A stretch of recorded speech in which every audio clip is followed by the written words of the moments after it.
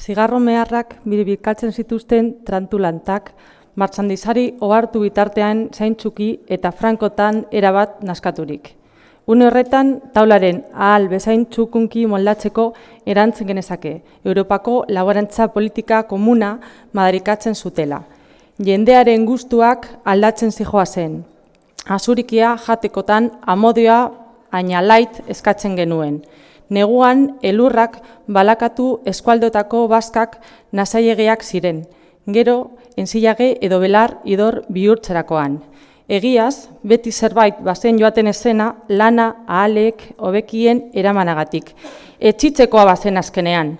Mikroan mintzo zen laborantzako teknikariak. Prezioen haustea, ele, zur eta apurrez aipatzen zuen bidenabar ekonomia kolonial kurtsoa behatzaile goztiearrei oparituz. Eguberri hurbiltzean prezioak lertzen ziren, mozkinak ugaritzen zirelako. Aldi berean, kantitatea segurtatzen zuten herrialde zenbaitek merkatu soldadura prezioa baino are apalago saltzen zuten azurikia danpin eginez eta laborari parrasta bat azienden etxean atxiketzera botzatuak ziren.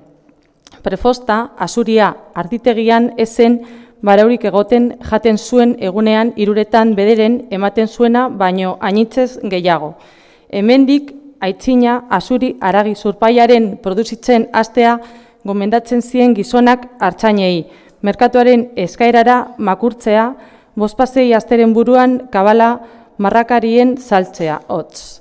King efektuen arat onatak baztertzen zituen mintxalariak etxalde bakoitzari laborantza ekoitz moldeen tailorizazioa lehenik eta toyotizazioa ondotik aholkatzeko.